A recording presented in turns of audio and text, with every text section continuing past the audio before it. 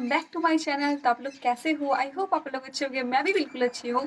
तो आज मैं फिर से एक न्यू रिएक्शन वीडियो के साथ आई हूँ गाइज। आज मैं जिस सॉन्ग पे रिएक्शन करने वाली हूँ, सॉन्ग का नाम है हसीना। ये सॉन्ग खेसारी लाल यादव का है गाइज। ये सॉन्ग बहुत ही ऑसम है, बहुत ही ट्रेंडिंग है एंड बहुत ही धमाकेदार है गाइज। प्लीज़ मैं आपसे रिक्वेस्ट करती हूँ वीडियो को एंड तक देखिएगा, बिना स्किप किए हुए देखिएगा। उससे पहले अगर आप मेरे चैनल पे नए हो तो चैनल को सब्सक्राइब कर दीजिए, वीडियो को लाइक कर दीजिए, बेल आइकन को प्रेस कर दीजिए ताकि मेरी सारी नई नई वीडियो की नोटिफिकेशन आप तक पहुंच पाए और आप मेरे चैनल के साथ जुड़ पाओ, मेरे साथ मस्ती कर पाओ। तो देखते हैं ये सॉन्ग कैसा है, फिर मेरा आप रिएक्शन देखिएगा कि आपको कैसा लगता है मेरा रिएक्शन गाइस। 1500 प्रीलोडेड गानों वाला कीपैड फोन धमाकेदार साउंड के साथ कारवा मोबाइल।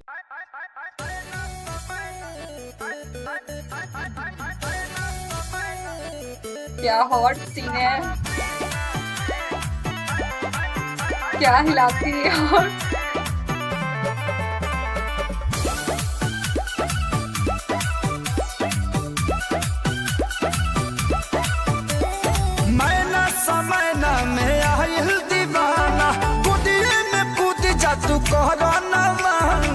जानू आई लव यू ए हो ना भोला मैंने समय ना मेरा ये दीवाना बुढ़िया में कूद जा तू कहला ना माना।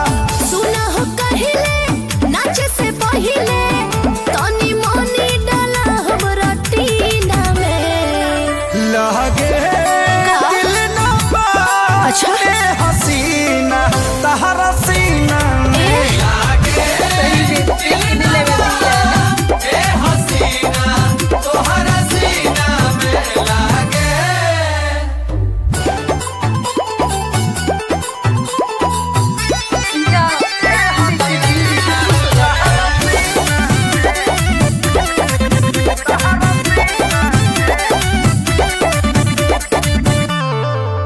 आदा करा है ढेर बुढ़ बाता लूट ले चाय में डुबावे खातिर तोह से बिस्कुट ले बुझा लो चमकता डार्लिंग ड्रेस लागो तारू चमकीली बारू तुझे तने जवान वो से ज्यादा जहरीली। धनवा निकाला गूगल में डाला बॉडी कोड के चला तो यह महीना में छोड़ दे लगे दिलवा ए हसीना तहरा सीना में लगे दिलवा ए हसीना तोहरा सीना में लगे।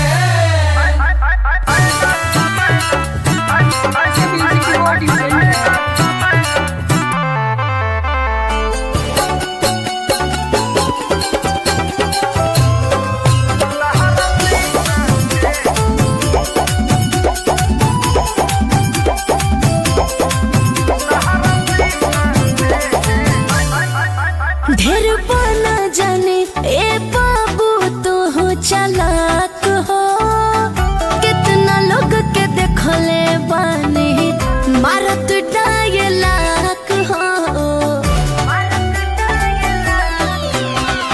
हिली जे हमर दिमाग करे लग भंगामा मन बुना जादी कदी करे जाके सारी करमा छोटू सुभावा संजय के संघवा भिजैबा कदहिया पसीना में लागे दिल ना बा अच्छा। ए हसीना तहरा सीना में लागे दिल ना बा ए हसीना तहरा सीना में